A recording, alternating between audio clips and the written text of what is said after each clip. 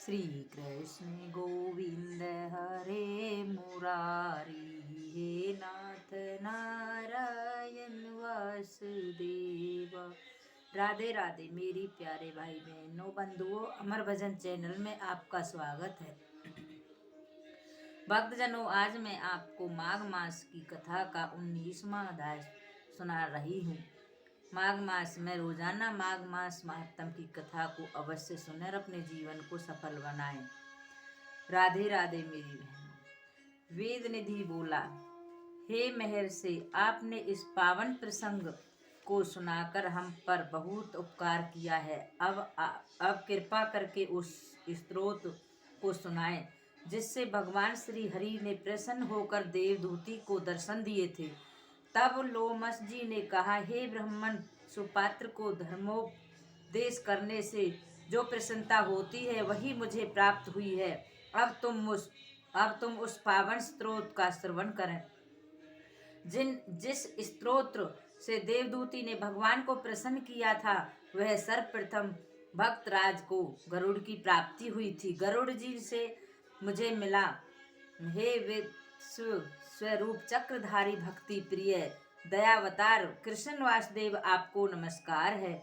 आप ही स्तुति योग एवं स्तुति स्वरूप आप स्वयं ही हैं।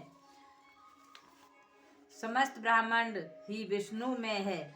भक्ति की आनंददात्री है। जिनके श्वासों में से 7 एवं सूत्र युक्त वेदों की उत्पत्ति हुई हो, उनकी प्रसन्नता हेतु स्तुति के स्थान पर हम भक्ति को प्रकट करते हैं।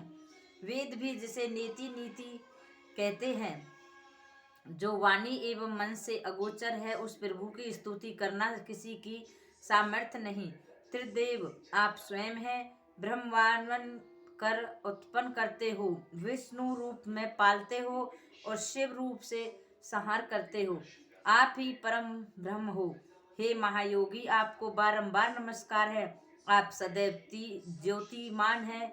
आप ही सुख और आनंद को देने वाले हैं। हे प्रभु, आप चराचर के भुजंग हो। आप ही पंच महाभूत हो। आप कल्पना मात्र से सृष्टि उत्पन्न करने वाले हो। समस्त दोष विकार रूप आदि सभी से परे रहने वाले हैं। देव, आपको कोटि कोटि प्रणाम है। जिनकी इच्छा मात्र से जगत में चेतना रहती है, योगी जिसके सत्य स्वरूप को ज्ञान से ध्यान करते हैं, द्विज श्रेष्ठ जिसे अहम ब्राह्मसी कहकर जप करते हैं।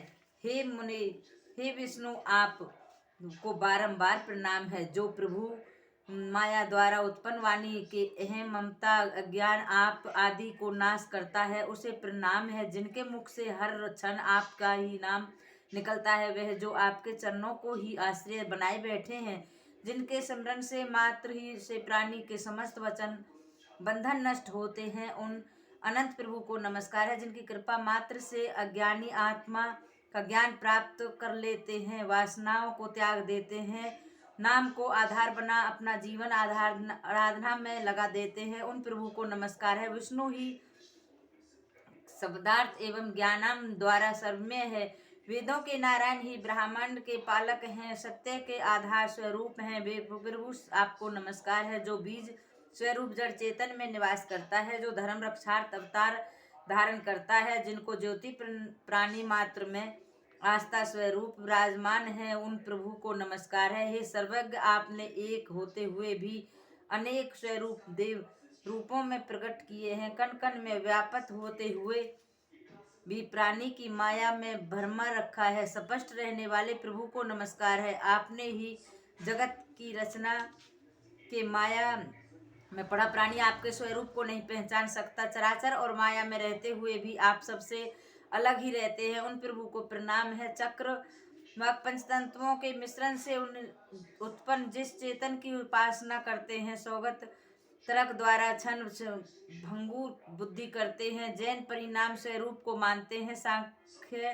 प्रकृति से अलग पुरुष है, उपनिषद समस्त आधार रहित मानती है। हे दिव्य पुरुष, आपको प्रणाम है। समस्त चराचर के प्राण में आपकी शरण हूँ। अग्नि, छवि, इंद्र, हवन, यज्ञ, मंत्र, क्रिया, फल सभी कुछ आप ही हो। आपकी शरण में आया महानतम पापी भी देश मुक्त हो जाता है। प्राणी उसी समय तक पीड़ित रहता है जब तक आपकी शरण नहीं प्राप्त करता। प्रभु कृपा से प्राप्त सुख, सौभाग्य, ऐश्वर्य, मोक्ष एवं लक्ष्मी प्राप्त होती है। इन सभी के स्वामी प्रभु को नमस्कार।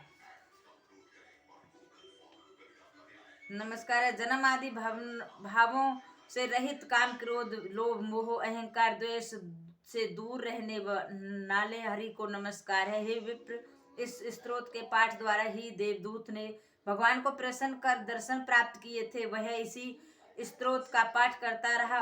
इस स्तोत्र के श्रवण अथवा कीर्तन से प्राणी को अश्वमेध यज्ञ के फल की प्राप्ति होती है। प्राणी की समस्त इंद्रियां स्वस्थ होती है, समस्त पाप नाश होते हैं, प्राणी को वैकुंठ की प्राप्ति होती है। नित्य पाठ करने से पुत्र, पौत्र, धन आदि की वृद्धि होती है।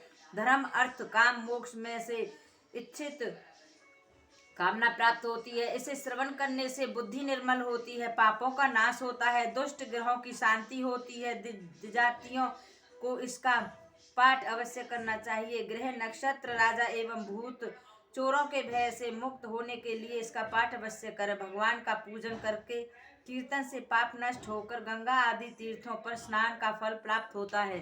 हे समस्त सुख प्राप्त होते हैं, चिंताएं दूर होती हैं। इसे पवित्र योग सार स्त्रोत कहते हैं। यही पाप नाशक गृह होता है, स्त्रोत है। यदि आपको हमारी कथा अच्छी लगे तो इसे लाइक करें और कमेंट बॉक्स में राधे राधे लिखना ना भूलें। राधे राधे बहनों।